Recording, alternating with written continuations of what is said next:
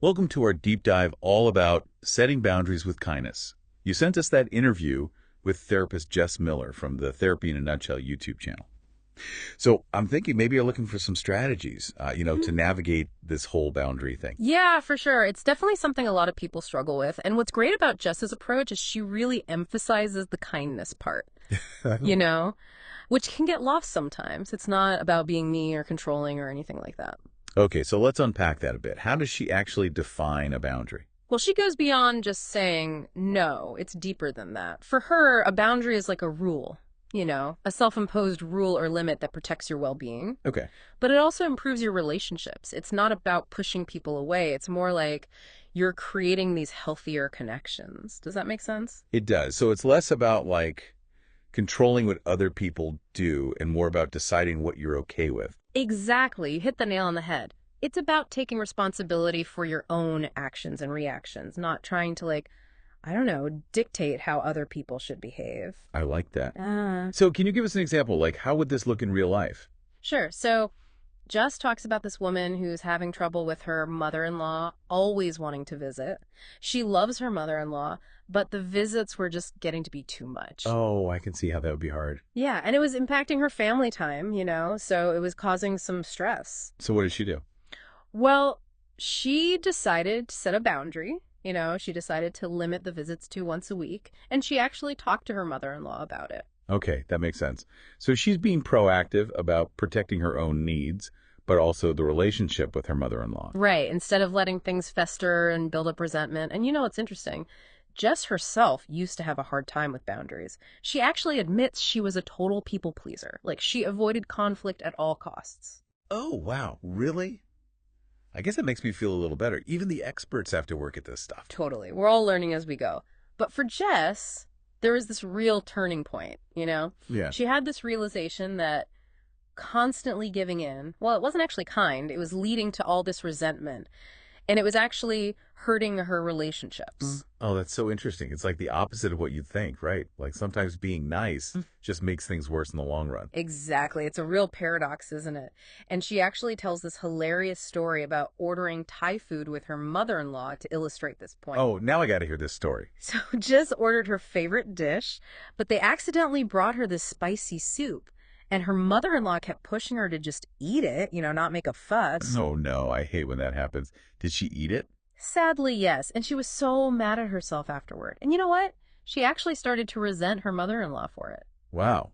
That makes total sense. It's like by not speaking up, she actually kind of damaged the relationship a little bit. Yeah, exactly. So that was a big lesson for her. You got to be honest about what you need, even if it feels a little uncomfortable in the moment. So how did she go from being a total people pleaser to someone who can actually stand up for themselves? What are some of the big takeaways from the interview, things we can all use? Well, she actually came up with this 3-step process, and it's all about clarity and kindness. Ooh. Okay. I'm intrigued. What are the magic steps? Okay, so step 1 is you got to identify the boundary. Be specific about it. And then the most important part is you decide what you're going to do if the boundary is not respected. What action are you going to take? So it's not just saying, I don't want you to call me after 9 p.m. It's saying, I won't answer the phone after 9 p.m. You got it. You're focusing on what you can control, not trying to control the other person. Makes sense. All right, what's step 2? Step 2 is all about communication. You've got to communicate that boundary, but you do it clearly and kindly, and you emphasize the value of the relationship. Okay, so this is where the kindness part really comes in. Right. It's like saying, hey, I care about you, and I also need this. I can already see how that could be tricky for some people, especially if you're not used to putting yourself first. Oh, absolutely. It takes practice.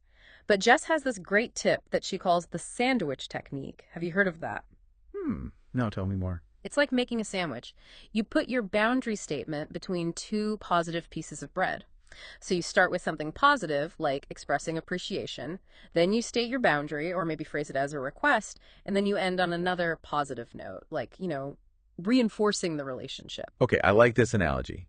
Can you give me an example, with that mother-in-law situation? Sure. So you could say something like, Mom, we love seeing you, but we need to limit visits to once a week so we can have some family time, but we really appreciate you understanding. That's perfect. It's clear, it's kind, it's respectful. Okay, so what's the final step?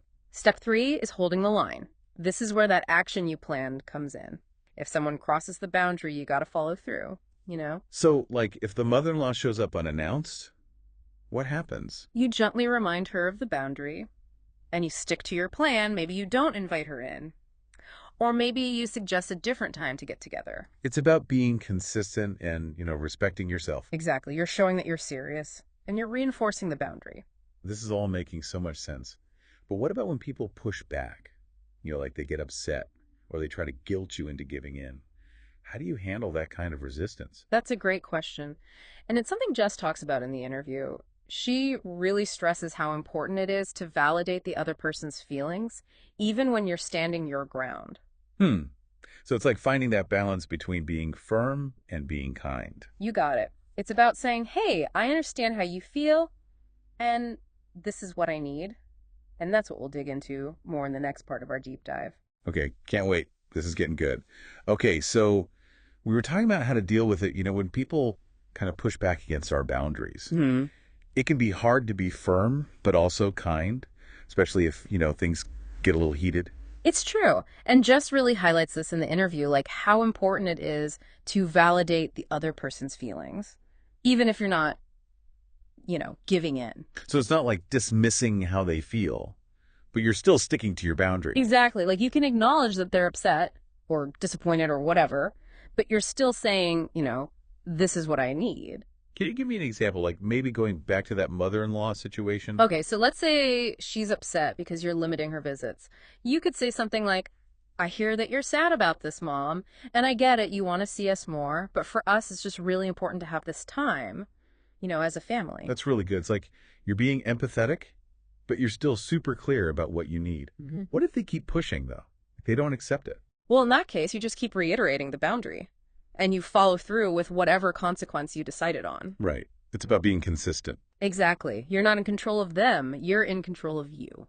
I like that. Yeah. Okay, so Jess also talks about boundaries at work, right?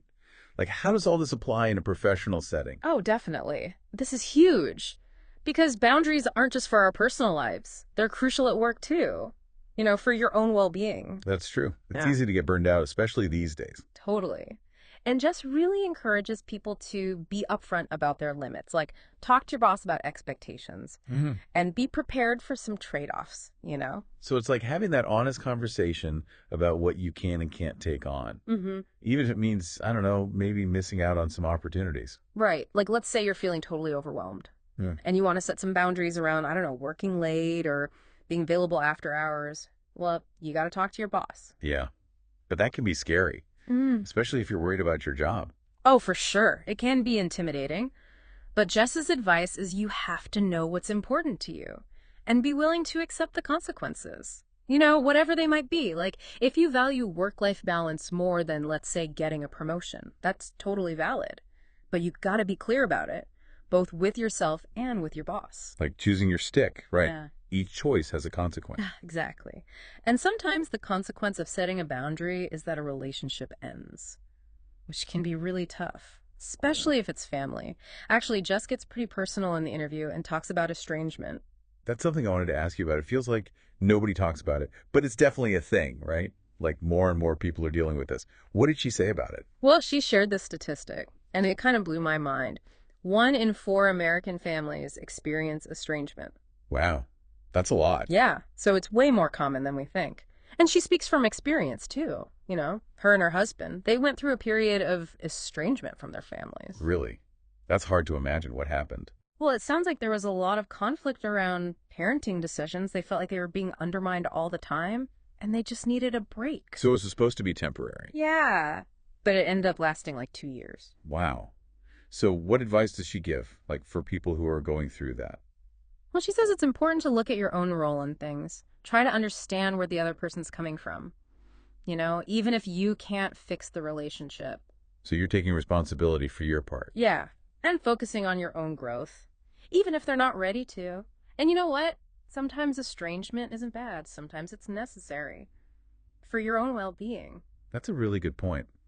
Because I think a lot of people feel like it's a failure. But sometimes it's the healthiest choice. Right. Exactly. Okay, and speaking of healthy choices, you mentioned that Jess talks about healthy boundaries versus toxic ones. Can you explain that a little more? Yeah, I'm curious about that. What's the difference? Well, she says healthy boundaries are all about promoting well-being, and respect. It's about being clear, honest, creating a sense of safety and trust. Okay, and toxic boundaries.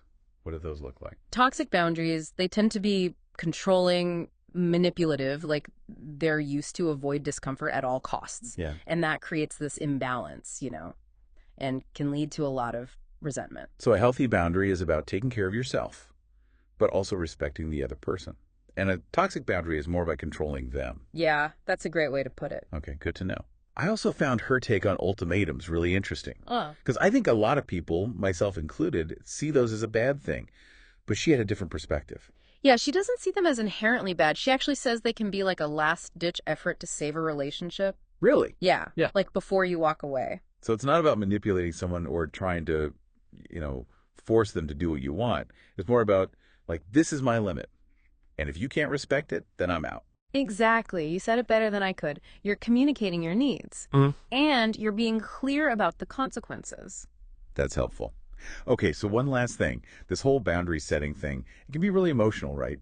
Like, what about all those feelings that come up when you're trying to stand up for yourself? Oh, absolutely. Jess talks about that too. It's normal to feel anxious or guilty or even like shaky or tearful when you're trying to assert yourself, especially if you're used to putting everyone else first. So how do you deal with those feelings? Well, her advice is you acknowledge them. You don't try to push them away, but you don't let them control you either. It's like feel the fear and do it anyway. Right. And she has some practical tips too, like, rehearse what you're going to say, remind yourself why this boundary is important, and use things to calm your nervous system, like deep breathing or meditation. That makes sense.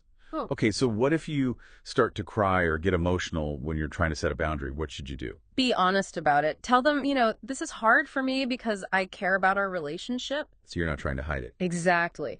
Vulnerability can be really powerful, and it shows the other person that you're not trying to hurt them. What about guilt? I think that's a big one for a lot of people. Oh, yeah. And Jess has a great way of looking at guilt. She says it often means you're not a jerk. Yeah. Like, if you didn't care, you wouldn't feel guilty. That's such a good point. It means you're a good person. You're just trying to protect yourself. Exactly. And that discomfort, it's temporary. The more you practice, the easier it gets. I can already feel myself getting more confident just talking about this. Like, it's so empowering to realize that we can actually change these dynamics in our relationships. It totally is. And Jess ends the interview with this really important reminder. She says boundary setting is a skill. Like anything else, it takes practice. That's great, because it means we don't have to be perfect at it right away. Exactly. You can learn and grow over time, and every time you set a boundary, you're building up your self-respect, and you're strengthening your relationships. Okay, so just to recap, what's Jess's little homework assignment for our listeners? She asks, what's one boundary you're ready to practice setting this week? I love it. Yeah, so think about a specific situation and how you can use those 3 steps. Great idea. We're rooting for you. Remember, you deserve respect. And setting boundaries is a way to honor yourself and your relationships. Okay, before we wrap up completely, there's one more point I think is really worth mentioning. Okay, what is it? Okay, you mentioned one last thing before we wrap up. What was it? Oh, yeah. It's about flexibility. Like, we don't want to get so caught up in the rules, we got to remember to be human. What do you mean? Okay, so let's say you set a boundary with a friend about not talking about work after 6 p.m., just to protect your evenings. Okay. But then they call you one night totally freaking out because they're having this huge work crisis and they really need your support. Oh, yeah. I got it. So in that moment, sticking to the boundary might not be the best move. Right. Like sometimes you have to bend the rules a little bit. Yeah. Especially for people you care about. Exactly. Boundaries are guidelines, not, set in stone. We have to use our judgment. I love that. It's about balance. Like you're taking care of yourself, but you're also being there for others. It all comes back to kindness, doesn't it? Sometimes the kindest thing is to be a little flexible. This has been so helpful. I feel like I've learned so much about boundaries. It's not just black and white. It's really nuanced. Right. And the more you do it, the easier it gets. And don't forget Jess's challenge. Think about one boundary you can set this week, just to practice. Yeah. Pick a specific situation. See how those 3 steps work for you. Awesome. We're all rooting for you out there. You got this. Yeah. You deserve respect. And boundaries are all about honoring yourself and the people you love. That's a great way to put it. Thanks for joining us on this deep dive, everyone. Until next time, happy diving.